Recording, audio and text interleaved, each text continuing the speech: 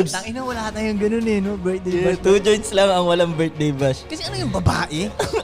Babae, birthday bash. Gets ko, di ba? Importante ang birthday. Naku, tangina, trending na naman to, pre.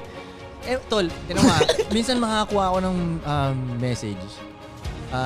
Galing sa isang lalaki to Kumbaga, ano naman, Video greet. Birthday ko ngayon, pa-video greet please. Birthday ko ngayon, pa-video greet. Galing sa isang lalaki to Hindi ko magets eh. Paano kalalaki mong tao gustong-gusto mong masabihan ng happy birthday? Babae, gets ko. Kasi special day nila, di ba? Sabihin mo, happy birthday, special talaga sa kanila yun, di ba? Baka kasi yun na lang talaga yung special sa buhay nila, Koy. Ano? Birthday nila. Yun na lang yung highlight sa buong taon nila eh. Bro, makes sense, bro. May sense din yun May sense din yun Pero kasi para manghingi ka ng batiin mo naman ako.